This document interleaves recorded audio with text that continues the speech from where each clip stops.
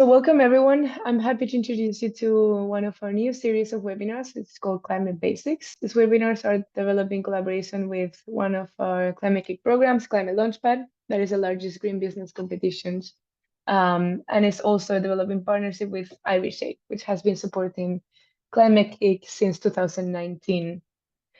So the first webinar today is going to be Climate 101, around 1 hour, 1 hour and 15.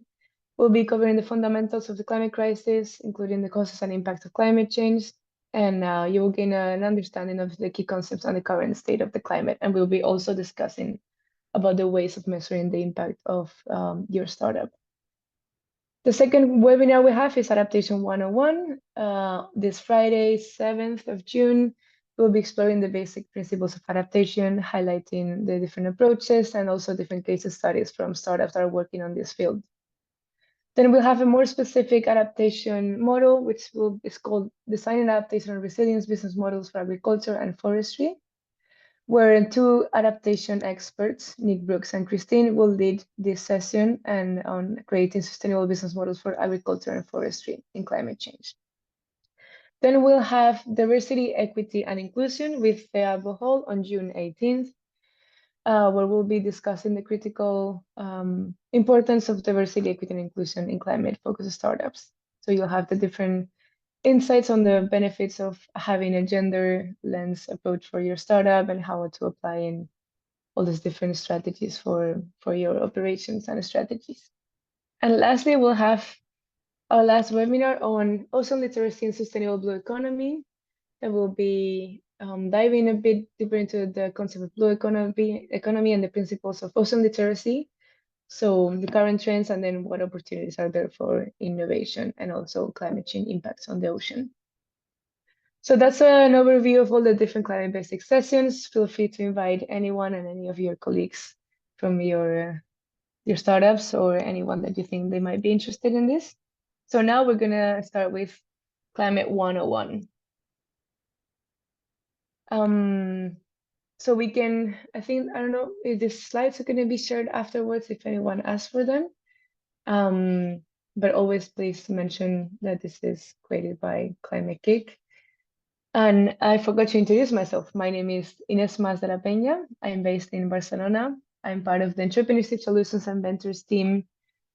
Also working for the project of IRISH on different climate entrepreneurship and adaptation initiatives. And here with us, it's also on the call, David Watt from Climate-KIC and Susan from the ClimateLaunchpad team.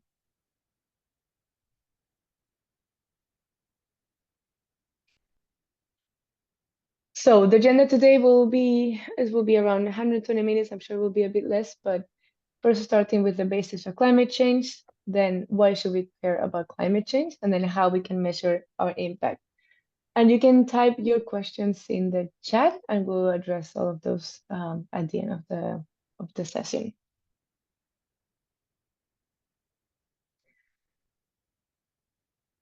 Okay, so what is climate change?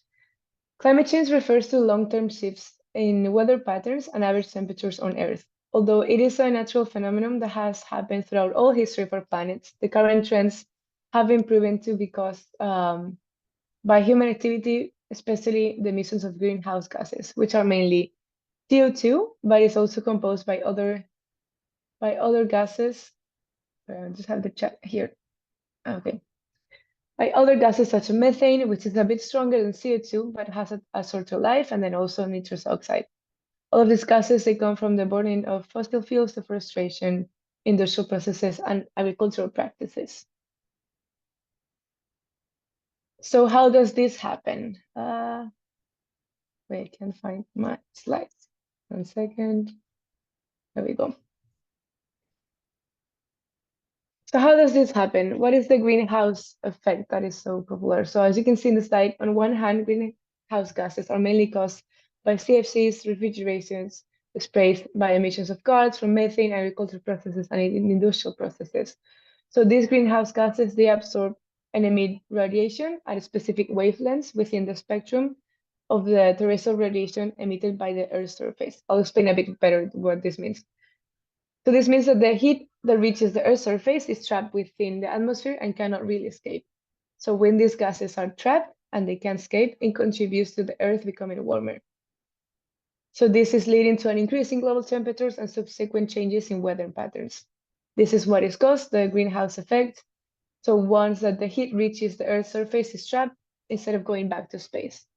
So water vapor, carbon dioxide, nitrous oxide, methane, and ozone are the primary greenhouse gases in the Earth's atmospheres.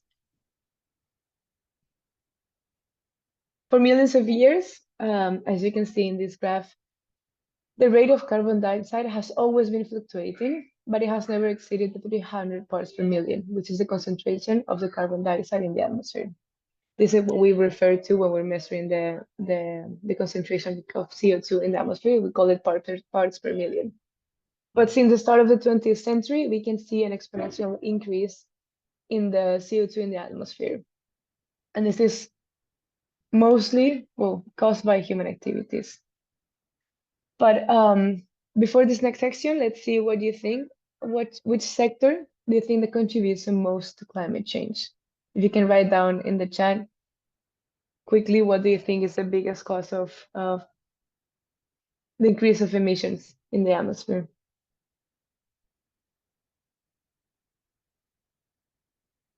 Let's see, we have transportation. Anyone else want to give it a go?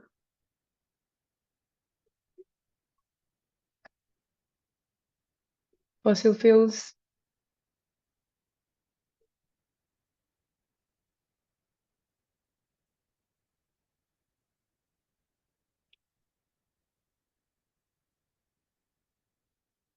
So the main causes of climate change, as we see in this slide, energy contributes to the highest percentage, which represents 73%. And also within this sector, the energy that is used in industry is the one that contributes to the highest percentage with almost a 24%. And then we also have agriculture, forestry, and land use, especially livestock, as you can see here, then waste and industry. Also from energy, we have the second highest transportation and energy use in buildings. Now moving on into the effects of climate change. As many of us know, the effects of climate change, and also a lot of us are already experiencing this, is rising temperatures, extreme weather events, changes in precipitation patterns, melting ice, and rising sea levels, also with the rising temperatures in the ocean, the expansion of the water, safety in ecosystems and species distribution, and ocean acidification and coral bleaching. So these effects of climate change are all of them supported by scientific research and observations, and they highlight the urgent need for mitigation and adaptation strategies, which I'll explain later, that address the climate challenges posed by this changing climate. So how do we tackle climate change? In the last year, we see a global shift towards a low carbon future, and this is what we call the Great Transition. So this term is used to describe the global shift towards a more sustainable and low carbon future in response to the challenges posed by climate change.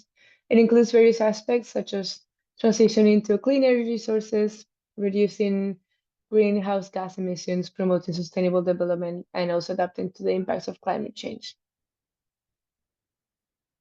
Also, a lot of the concepts I will be talking about today can be found in the IPCC, which we'll explain later, which is one of the best sources if you're new to this concept, that you can find all the information here. They have great reports, they have summaries for policymakers, summaries with the key highlights. So feel free to go into their website and you have a lot of information there. So to continue with the concept of the Great Transition, is that it emphasizes on the need to move away from the reliance that we have on fossil fuels, which are as we saw before, the major contributors to greenhouse gas emissions. So we move away from this towards a renewable energy source such as solar, wind, hydro, and geothermal power. This transition is driven by the recognition that we see of the urgent need to mitigate climate change and to limit the global warming to way below 2 degrees Celsius above the pre-industrial levels, as outlined in the Paris Agreement, which we'll also explain later. So as you can see in the graph here, the idea is that we reach to the the 2 degrees Celsius pathway highlighted here in purple.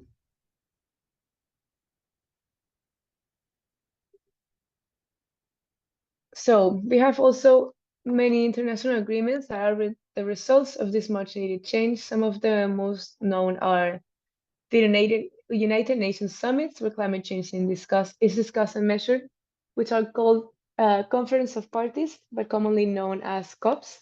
And the last one was the COP28 was held in Dubai, and the next one will be in Azerbaijan and then in Brazil. Then we have what I was talking about before, the IPCC, which is the short for Intergovernmental Panel on Climate Change. It's a UN scientific body that provides the reports on the human-caused climate change, and it uses a peer-reviewed scientific data. So the role of IPCC is to analyze the most relevant scientific, technical, and socioeconomic information to understand all the different risks that are caused by climate change driven by human activities.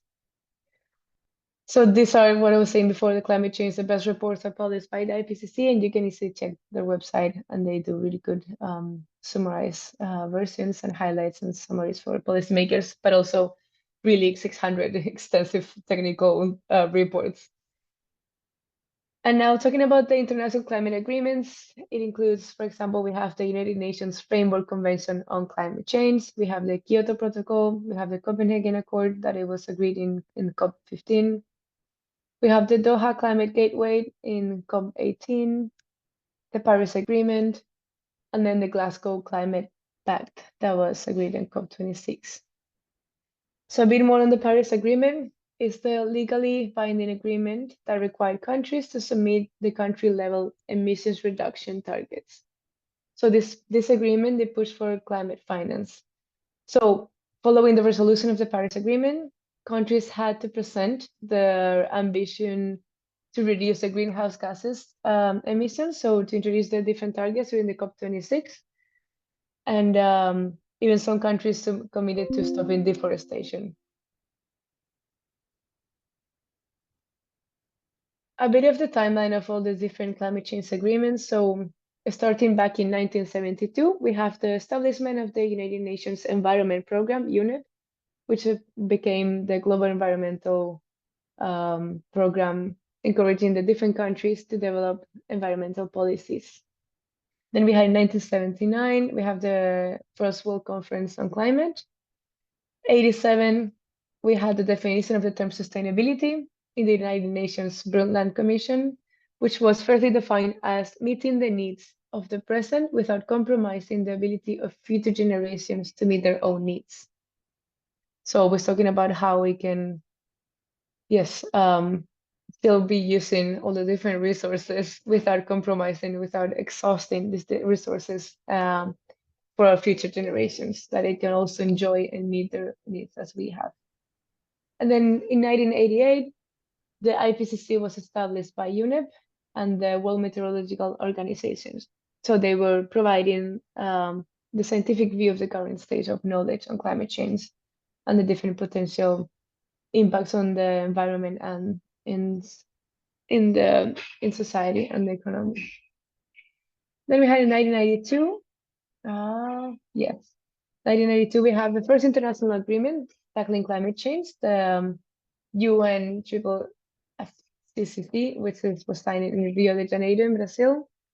So the aim was to prevent the dangerous human interference with the global climate systems. So the United Nations Framework Convention on Climate Change did not legally bind signatures to reduce greenhouse gas emissions and gives no targets, but it required frequent meetings between the ratifying countries, known as the COPs. Then we had in 1997, the Kyoto Protocol that was signed in Japan. So the reduction of CO2 emissions became the most crucial measure to mitigate climate change. So this protocol requires that the global north countries, without including all the different global south, to reduce their emissions by an average of 5% below 1990s levels and establish a system to monitor the country's progress. Then we have the Copenhagen Accord, signed in Denmark. This accord recognizes the need to cap global temperature rises by committing to a significant reduction in emissions and also to raise funds to help the developing world to address climate change. Then we have 2012, the Doha Amendment signed in Qatar. The parties that took part in the summit, they extended the Kyoto Protocol that I mentioned before to 2020, but the United States was still not a signatory. So the Doha Amendment was a really good step as developed countries committed to assigning the Global South in action to mitigate the no, they committed to assist the Global South in action to mitigate the climate crisis. And then we have the Paris Agreement in 2015. It was the first ever universal and legally binding global climate agreement. So it was very big news. So the first primary mission was to keep the rise in temperatures below 2.2 degrees Celsius and aim below 1.5. So we can significantly reduce the risk of catastrophes that were explained by the IPCC. So countries were asked to submit their own targets, which were called NDC, which is National Determined Contributions. I'm sure you have probably seen this in your country's climate adaptation plans. So developed countries, they were obliged to continue financing the Global South to reduce emissions. By 2020, the countries were asked to reach a target of 100 billions in climate finance, and signatory countries were asked to submit 5-year plans to cut greenhouse gas emissions. And then we have the Glasgow Climate Pact, which is signed in Scotland. It demands more strict emission reduction targets by participants by the end of 2022 and increase the financial support for adaptation, especially in those areas that were already highly impacted by the effects of climate change. But the US and China, which are the two biggest CO2 emitters, agreed to cooperate to cut emissions and switch to clean energy. Other countries such as Canada, Brazil, Russia, China, Indonesia, and Congo, they made significant commitments against deforestation, methane emissions, and coal usage. And also climate finance was programmed in collaboration with financial organizations that were committed to incentivize a transition to a sustainable economy. And now talking about the planetary boundaries. This concept was introduced by a group of scientists late in 2019, which defines 9 critical Earth system processes or boundaries that, if we cross them, could lead to an abrupt and irreversible environmental changes, which will jeopardize the stability of the planet and all the human well-being. I'll explain a bit some of them. And also before that, the colors refer to how the different control variables for these 7 planetary boundaries have changed from 1950 to the present. So the green shaded area in the slides graphic represents the safe operating space for each boundary, whereas the red, orange, and red ones represents an already irreversible environmental change. So for example, we have the boundary of climate change, which is defined by the concentration of CO2. So the goal, as we said, is to keep global warming below the 2 degrees Celsius. We have biodiversity loss. This boundary refers to the rate of species extinction and the loss of genetic diversity. So the goal is to maintain biodiversity levels to allow ecosystems to function effectively. In this one, as you can see, we're doing very badly. We have surpassed the red zone. And this is why there's a lot of importance given to biodiversity loss globally and a lot of measures on this topic. Then we have land systems change, which relates to the conversion of natural habitats into agricultural or urban areas. So basically, it aims to prevent large-scale land use changes that could disrupt the ecosystems and their services. We also have freshwater use. The boundary for freshwater focuses on maintaining sustainable water resources by avoiding overconsumption and ensuring access to water for both humans and ecosystems.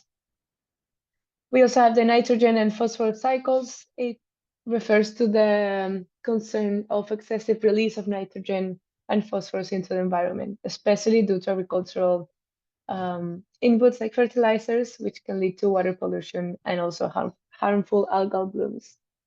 Then we have ocean acidification that indicates a significant disruptions to the marine ecosystems that are caused by the increasing acidity of the seawater resulting from the absorption of CO2. As you know, the ocean is one of the biggest carbon sinks. So the more CO2 it keeps absorbing, the more acid it becomes the water. We also have ozone depletion, which aims to protect the stratosphere ozone layer from human-induced depletion, and it plays a crucial role in blocking the ultraviolet radiation. As you know, this was one of really good examples of collaborations worldwide where there were really big measures on avoiding the ocean depletion, and it was actually they they actually managed to close the ocean layer that was opening. So from this example, you can see that really good collaboration and governments and big entities working on this, we can actually make a big change. Atmospheric aerosol loading. So the atmospheric aerosol loading focuses on minimizing human-made particulate matter in the atmosphere, and it can have really high impacts on air quality, human health, and climate change. And lastly, the chemical pollution that refers to the release of synthetic substances such as different toxic chemicals and heavy metals into the environment. So the goal is to prevent the widespread pollution that can harm the different ecosystems and our health.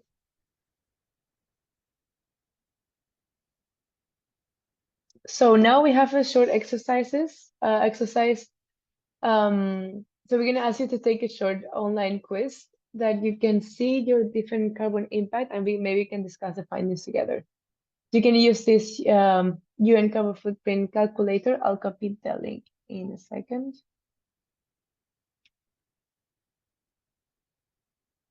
Let's see, it's here. So this website allows you to measure your carbon footprint based on different aspects of your lifestyle. So it includes energy use, transportation, if you're vegetarian, omnivore, also how you manage your waste. So it'll give you personalized results and suggestions also how to reduce your carbon footprint. It just takes a few minutes. And you have it in different languages. You have it in English, Spanish, and French. I think there's more. But once you're done with this, we can also paste the results in the chat, and maybe we can briefly discuss it.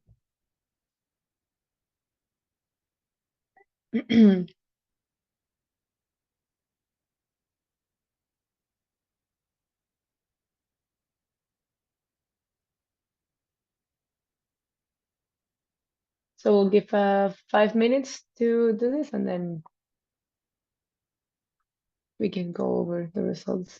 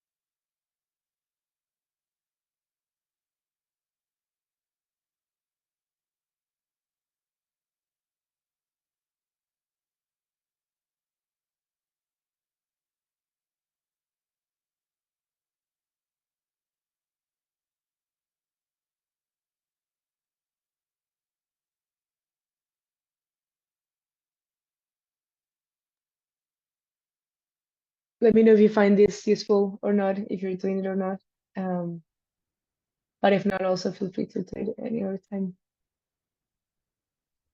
Give a couple of more minutes. And if anyone wants to discuss.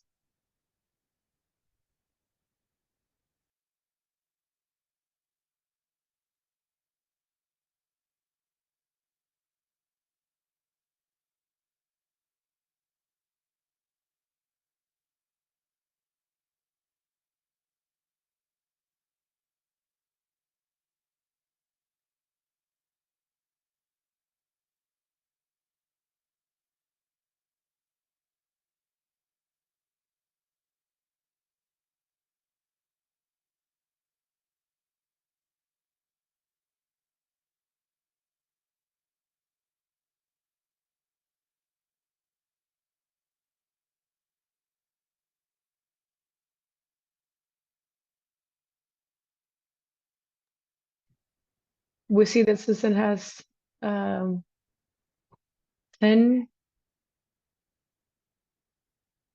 Yes, well, it happened the same to me.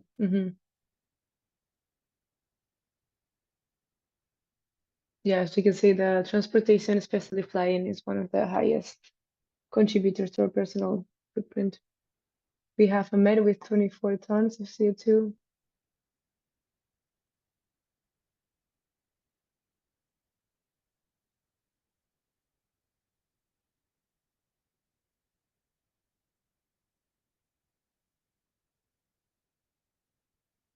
Also remember, in my case, living with more than 2 or 3 people also increase a lot the personal carbon footprint.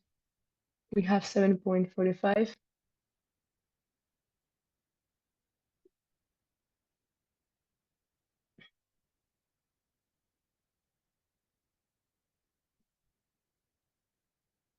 Also, if anyone wants to say anything in the main room, feel free to also do it.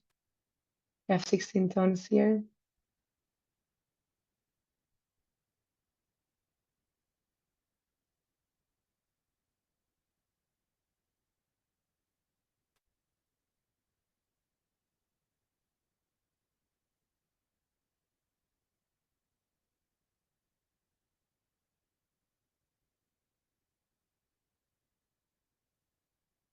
Great.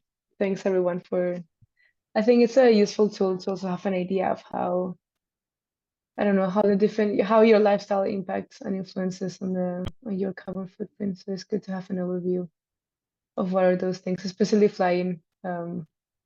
With just 2 or 3 flights a year, it's already increases a lot.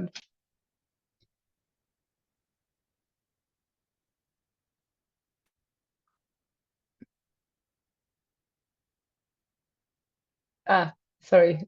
I meant so for the household, not for me individually. Yeah, it depends how many people you live with. Okay, now we're gonna move on to the second part of the Climate Basics webinar. So why should we care about climate change?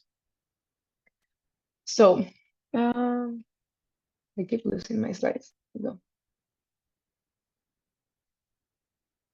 The idea of sustainable development is no longer about the balance between the economy, environment, and people, but nowadays it is something more holistic. So it is about the systems approach of finding an economic model that will not harm the environment and communities.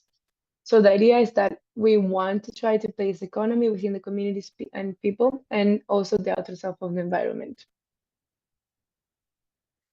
However, it's also important to recognize that stopping economic growth may run counterproductive to tackling climate change.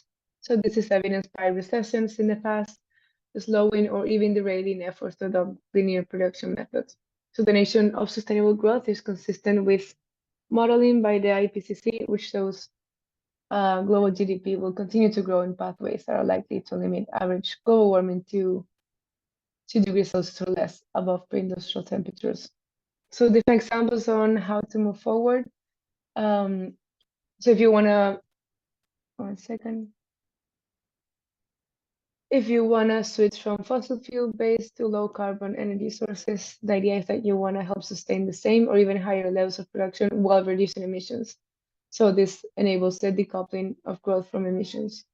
Also, the general technological development can also help reduce decouple growth from emissions. by reducing the input energy or other materials that are required for production in the first place. We can also think about nature-based solutions that address societal challenges through actions to protect, sustainable manage, and restore the natural and modified ecosystems. So that benefits people and nature at the same time. Yes, Tuba, we can share the at the end of the slides. There's a different bibliography that we've used for the graphs, and we can share that in the slides after the webinar.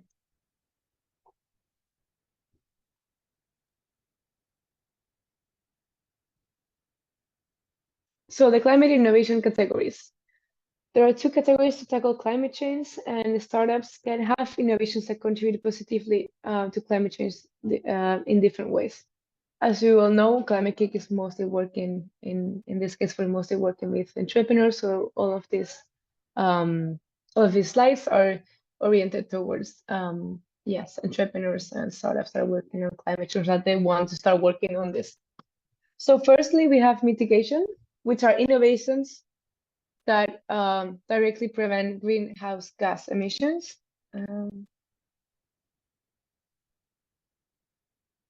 Sorry, Ahmed, I'll explain the graph again.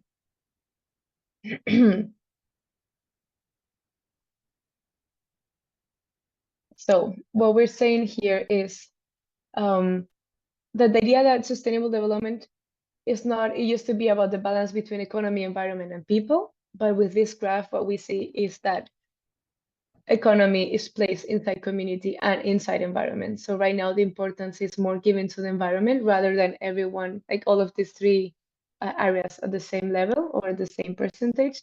But now it's like all of these are based within environment. So it's a more holistic and a more systems approach of finding a model that will not harm environment and communities. So it's placing the economy within the communities and people, and also within environment. I don't know if that was a bit clear. So basically, whether economic growth can be sustained while tackling climate change and staying within wider environmental limits is an area of ongoing debate.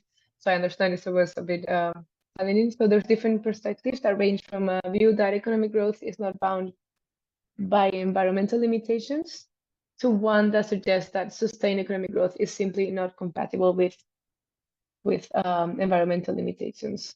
However, we can say that the physical and social consequences of climate change that would result if the world does not tackle climate change would harm economic growth and development. So when considering the different views in this debate, it is important to take action on climate change as the starting point and to evaluate the extent to which the economic growth is compatible with that objective rather than the other way around.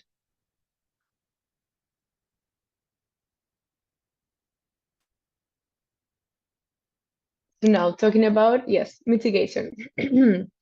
These are the innovations that directly prevent greenhouse gas emissions. So this is achieved by reducing the sources of these gases or by enhancing the storage of these gases. So innovations that reduce the CO2 emissions, or they have a business model that directly reduces CO2 emissions. We have so many examples like carbon sinks. It can also be natural-based solutions or technology-oriented solutions. We have carbon sinks, we have even technologies that are absorbing the CO2 directly from the atmosphere, or simply reducing the use of fossil fuels with different alternatives. Then we also have adaptation, which are innovations that help to cope with the effects of climate change. This is achieved by taking action to prevent or minimize the damage. Storage of gases. So there's answering what Ahmed had just asked on the question, in the chat, sorry.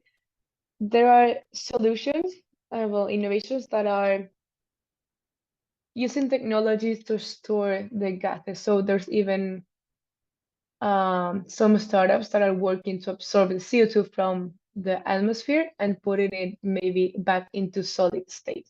So even restoring it back into rocks, for example, which is the natural way that has been happening. Also, for example, enhancing The ocean, as I said before, is also a carbon sink.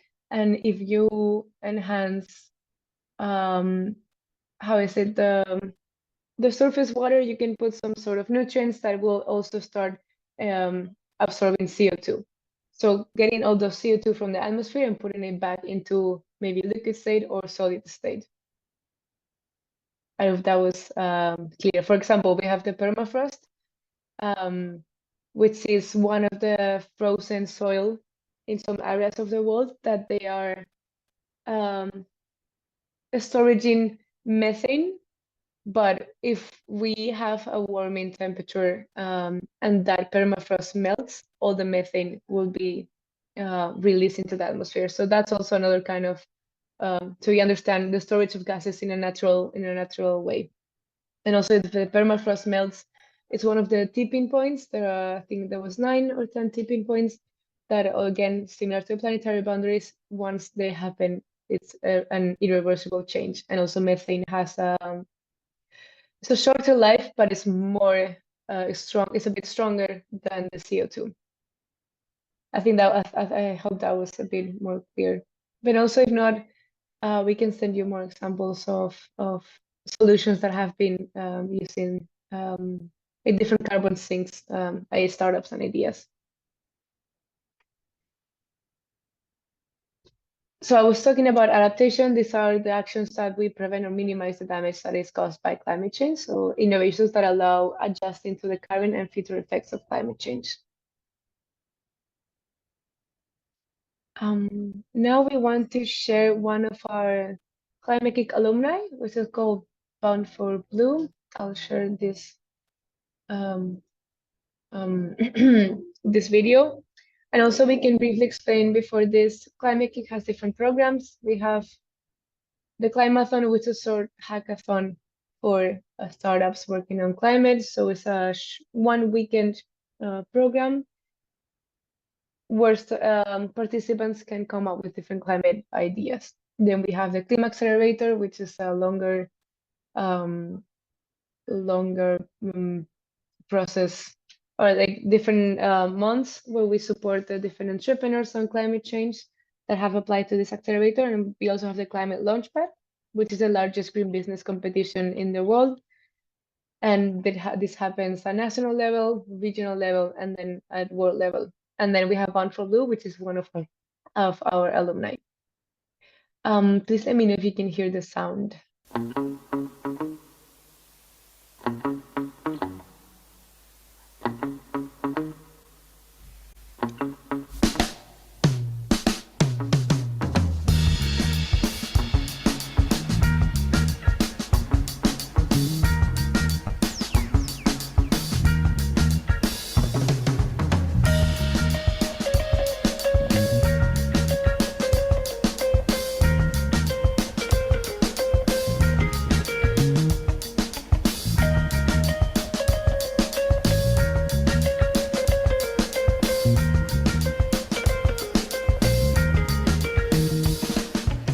I'm Cristina Aleixandre Muñoz, and I'm co-founder and Chief Operating Officer at Bound for Blue. At Bound for Blue, we developed wind-assisted propulsion technologies to reduce the fuel consumption and pollutant emissions of the shipping industry. This idea was in fact originated by my colleague Jose Miguel while watching a documentary. It was one of these documentaries and about the shipbuilding activity. Yeah. So we started to think about the idea. Going one idea to another and linking things. Then we went to the market and we realized there was a problem. It was not just about a fancy idea, but about a problem that was there in the industry, and they needed solutions. Solutions to reduce the pollutant emissions and to reduce their operating expenses, so to reduce the fuel consumption. And we came up with this concept.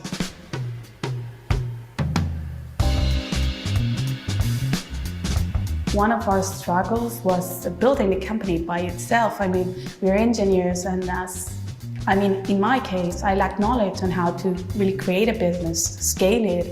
And then we also had another problem, which was financing. So building up a company which is based on hardware and not software really takes up a lot of money. You need more resources, more money at the end of the day, and you need more time probably to develop your technology because you have to build prototype, ground test. It's quite difficult, but I think that we were lucky. We received support from several private investors, but also from public institutions, in this case, Climate-KIC. It was like around 1 year of program.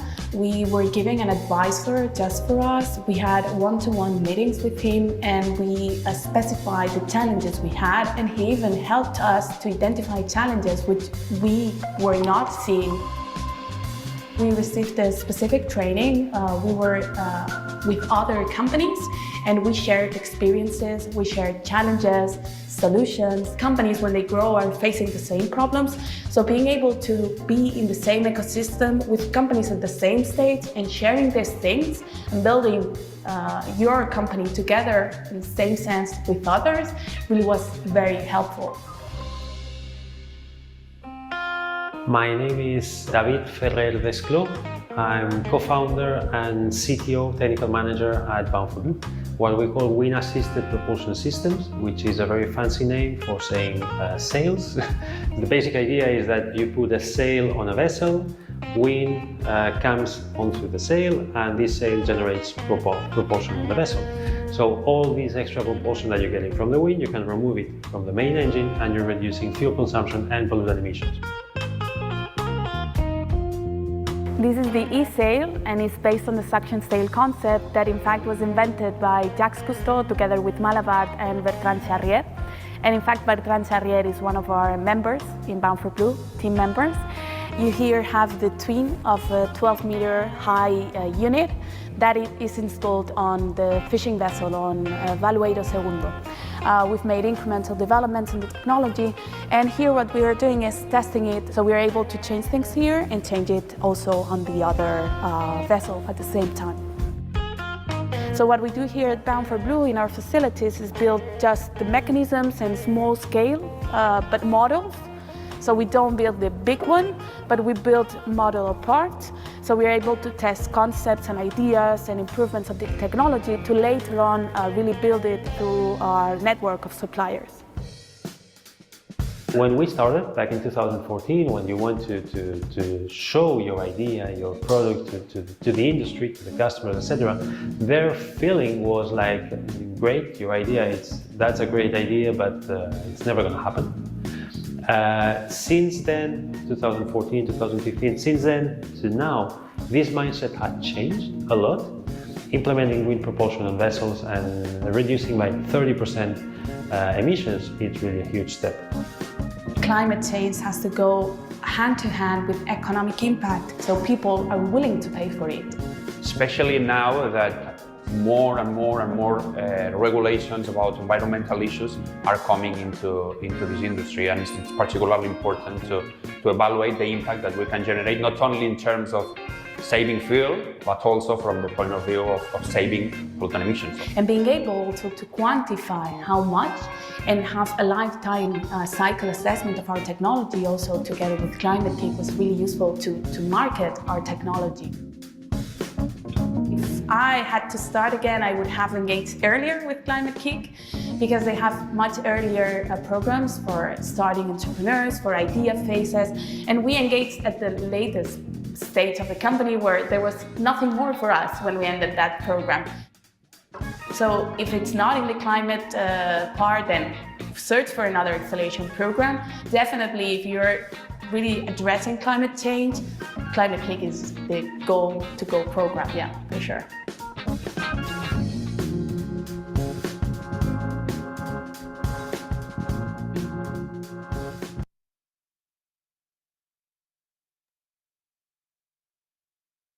Okay.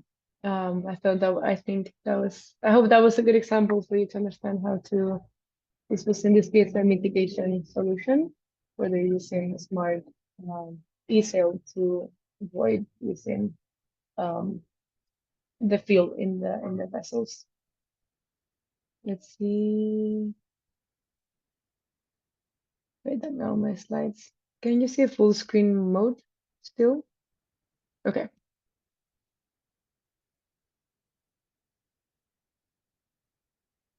Now we're going to dive a bit into why calculating the climate impact of companies is crucially important for many reasons.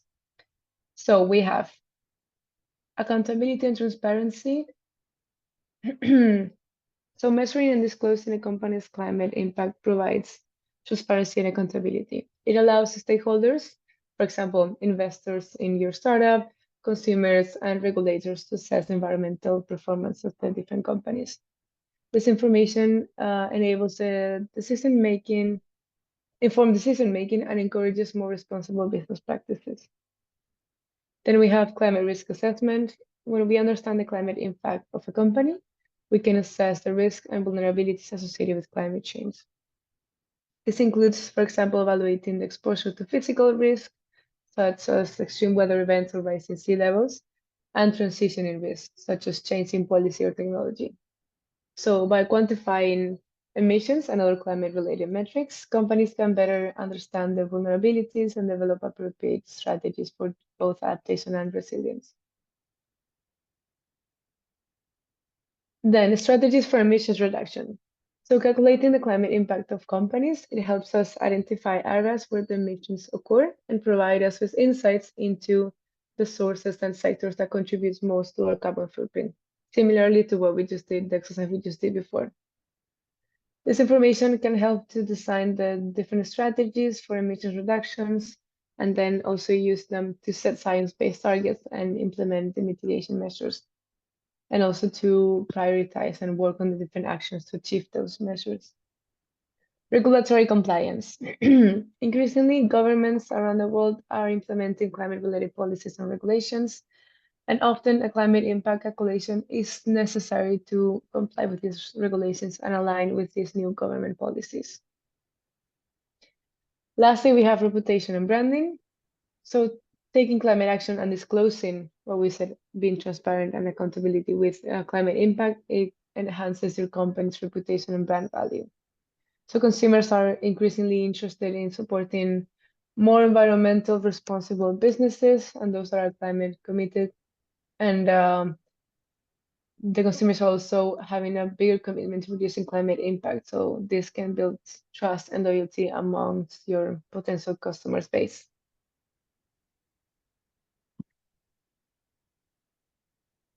Now I wanted to ask you if you had, I don't know, 3 examples of maybe companies or startups that are working on climate change, or even maybe just your own, and or companies that you would classify as having a sustainable solution.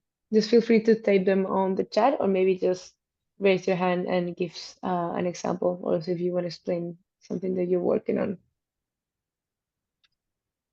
Also for this, consider the following. So a sustainable business model, it involves integrating different environmental, social, and economic factors in the core business strategy and operations. Some of the key areas, if you're thinking about examples, some key areas to consider are the purpose and values. So those that are committed to sustainability, the impact assessment, the different goals and targets that are towards sustainability and climate, how they are engaging with the stakeholders, how they're integrating sustainability into their strategy and the decision making, how they're making use of the resources. Maybe they're working with conservation. Maybe they have examples of responsible supply chains. So yes, all of this. If you have any example that include all of this. We have the ocean cleanup. It's a really good example. I think they're from Amsterdam, I believe.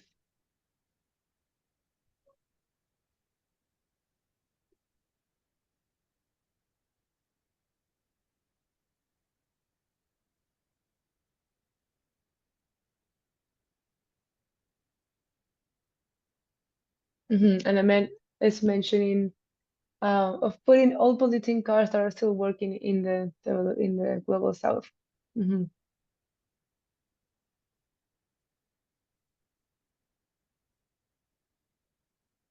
Any other examples? I know here I also see in the participants some of alumni and some entrepreneurs, so feel free to also share your startup.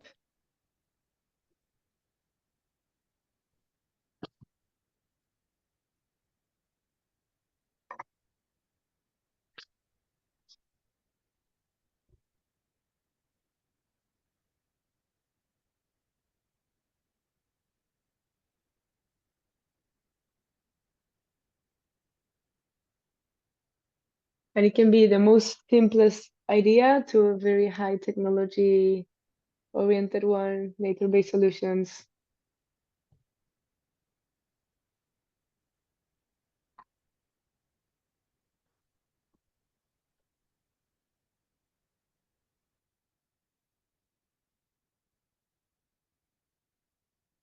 That's also a really good example. Salobata, they create modular shoes using recycled plastic.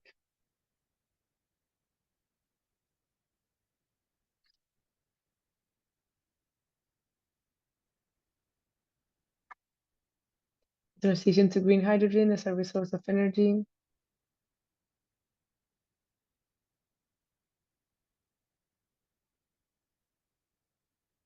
Interesting that a lot of the solutions here are mostly mitigation. Anyone can think about adaptation solutions?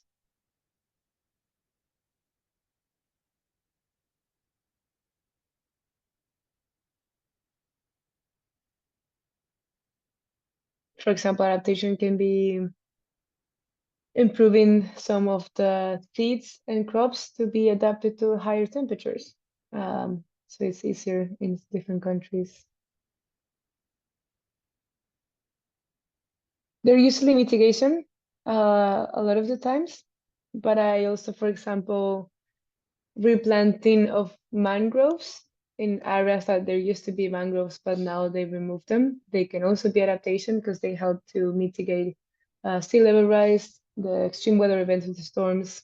So that's also a bit of adaptation, and it also helps with the how do you say, ecosystem resources, also contributing to more cultural um, like cultural traditions, which is also related to adaptation. So there are many solutions that can be both mitigation and adaptation.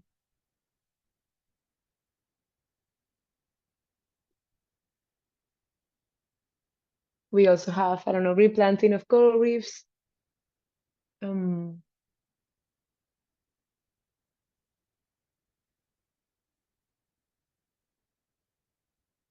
There's also community-based adaptation, which is how to enhance that communities at a very, very small level, a very local level. How can they react to extreme weather events? How can they be prepared to all of this, I don't know, flooding or droughts?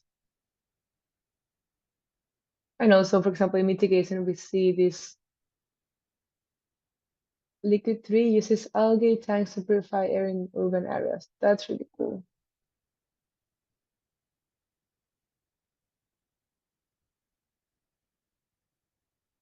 Yeah, there's some crazy ideas. What is called geoengineering, which is using really huge technological ideas to mitigate climate change. I know there were even some, I don't know, these are only proposals. I don't think they were effective yet, of putting iron as the nutrient in the ocean to help absorb CO2 better. But that's obviously, it's a crazy idea because it has a lot of collateral. It can have a lot of collateral effects, or even putting the ice and all the ice in like some sort of plastic, so we avoid all the water to expanding into the rest of the world. So there's like this playing God ideas, which are very interesting, but all related to mitigation. But yes, we have a lot of examples in our ClimateLaunchpad alumni website from all the different participants that have been going through the program throughout the years. So you also can have some inspiration there. Okay, we're gonna continue.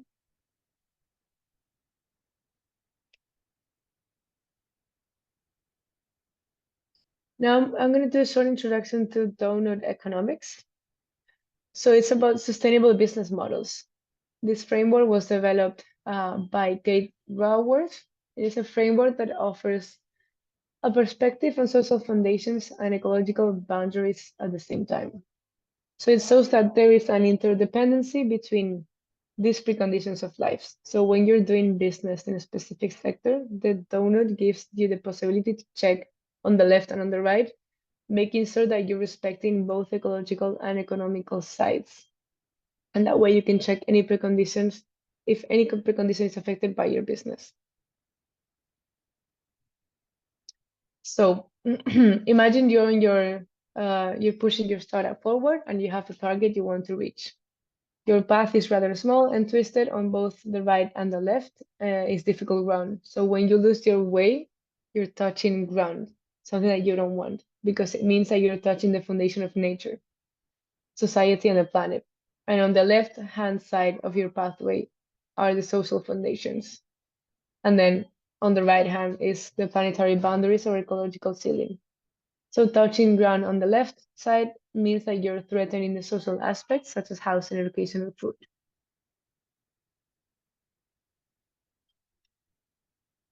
So to put your startup in a position to do good, the author, Kate Rafter, created a corporate to-do list.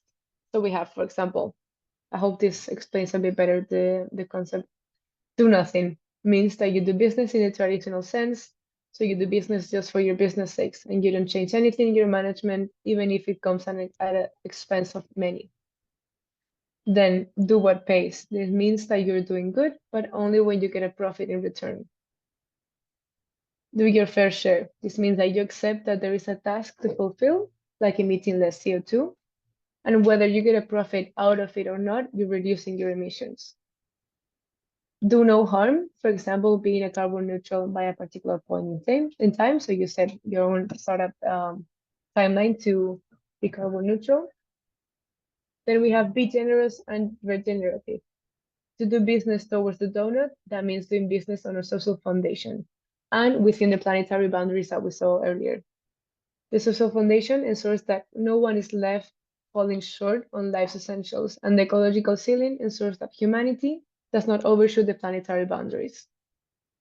Between these two boundaries lies the donut-shaped space that is both ecologically safe and socially just, so a space in which humanity can thrive. Therefore, we replace generous with regenerative, because managing a regenerative business entails more power and direction than generosity. So, an example, you're in the construction sector, so the donut can give you an idea about the following question. Is your business doing harm to biodiversity? Or is it against social equity? Is it based on land conversion? For example, here, is it affecting freshwater resources or affecting the freshwater supply from third parties?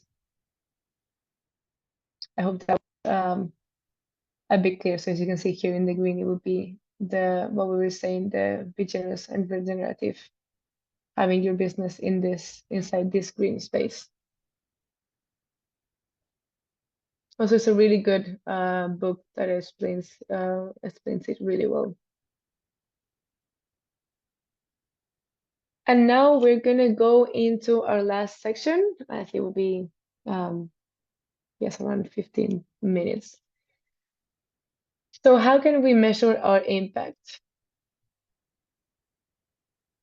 There are different ways on how we can measure our impact. One of the most common, and I'm sure you all have heard about this, is using the Sustainable Development Goals, commonly known as the SDGs.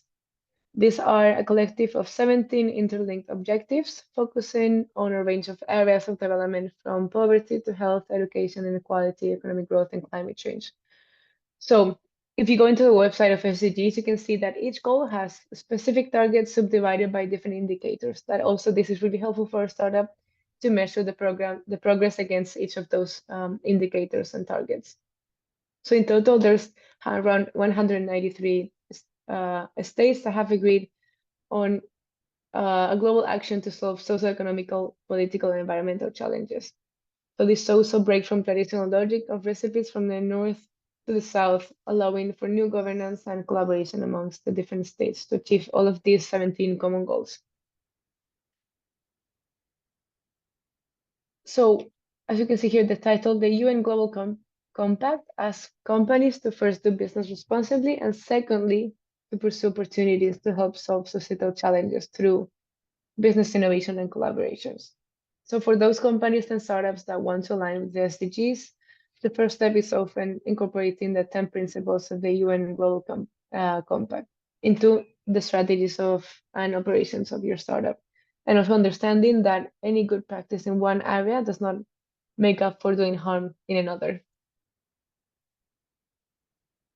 So the 10 principles of the UN Global Compact, we have many different ones that are divided into, we have human rights, which is business to support support and respect the protection of international proclaimed human rights. Then we have the principle 2, make sure they're not complicit in human right abuses. Then we go into labor, which is making sure the freedom of association and effective recognition of the right for collective bargaining, the elimination of all forms of forced and compulsory labor, abolition of child labor, elimination of discrimination in respect of employment. Then we have environment here with 7, 8, and 9. Businesses should support a precautionary approach to environmental challenges, undertake initiatives to promote greater environmental responsibility, and encourage the development of environmental friendly techniques. And then we have anti-corruption, that the businesses should work against the corruption in all of its forms. Okay, now almost reaching the end of the session. There are several methods to account for the greenhouse gas emissions. Some of the most commonly used approach, we have direct measurement.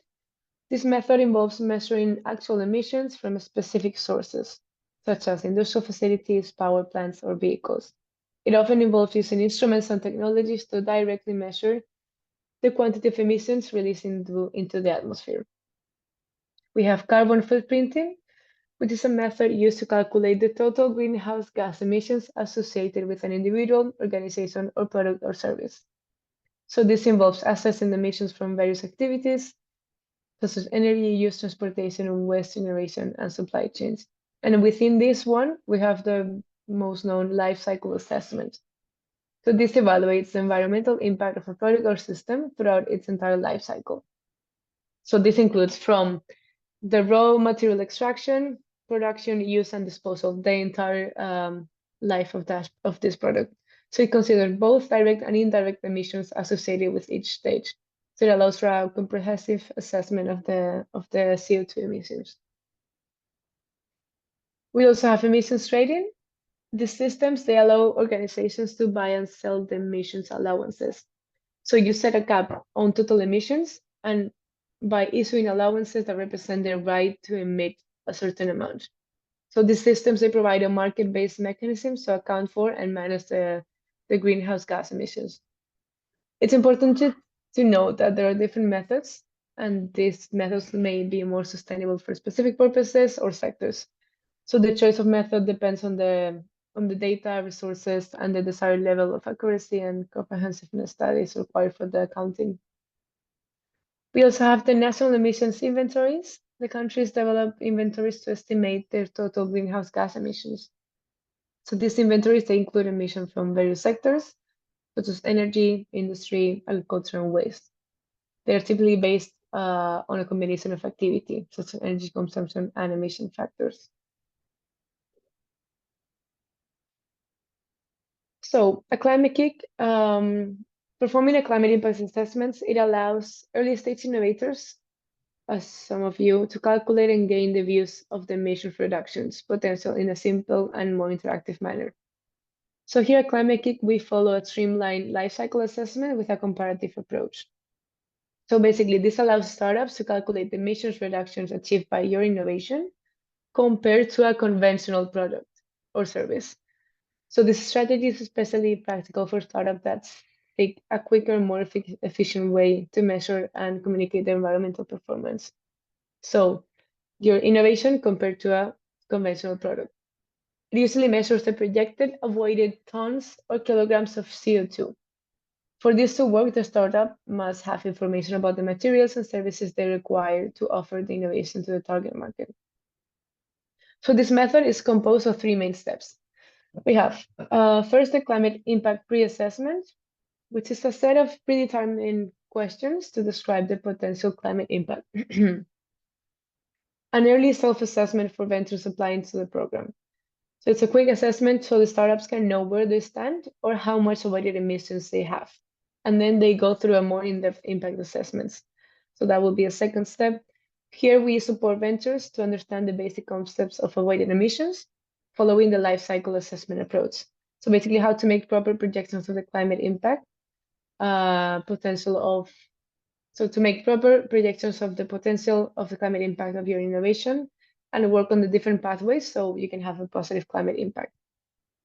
We have then the third step, which is the validation. So basically incorporating an independent third-party validation scheme to refine and validate the climate impact assessment under different business development scenarios. So validation of the results by a third-party expert allows you to gain credibility in the market. Then we have the documentation. It's basically to compile the results and share it with investors. So reevaluation of previous forecasts and monitoring of actual avoided emissions on a regular basis and provide insights on how to create strategies to maximize your climate impact.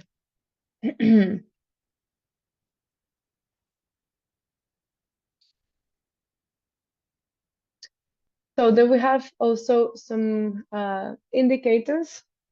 So basically, we want to inspire companies to do more to help them shift from a narrow traditional business model that focuses solely only on profitability or incremental climate impact focus to a broader perspective that emphasizes on transformational and systems change. Excuse me. It is composed of a self-assessment framework that allows companies to have transformative potentials. Yes, we'll send the recording. It will be uploaded to YouTube, I believe, the recording of this presentation. So we have also, I just explained this one, and we have adaptation and resilience. So adaptation refers to adjustment in ecological, social, or economic systems in response to actual respected climatic stimuli and its effects. So it's basically changes in processes, practices, and structures to moderate the potential damages or to benefit from opportunities associated with climate change. So more simple terms, countries and communities need to develop adaptation solutions and implement actions to respond to current and future climate change impacts. Adaptation actions can take on many forms. It depends on the context of a community, of a business, organization, country, region. There is no one-size-fits-all solution. Adaptation can range from building flood defenses, setting up early warning systems for cyclones, switching to drought-resistant crops, or redesigning the communication systems and policies. Many nations and communities are already taking steps to build resilient societies and economies. However, we need greater action and ambition to cost-effectively manage the risks both now and in the future. However, adaptation does not only depend on governments, but also on the active and sustained engagement of stakeholders. So that includes what we were saying before, local communities, national, multilateral or international organizations, public and private sector, civil society, and many other actors, as well as also the effective management of knowledge. So parties to the United Nations Framework Convention on Climate Change and the Paris Agreement, they recognize that adaptation is a global challenge faced by everyone with a local, national, regional, and international dimensions.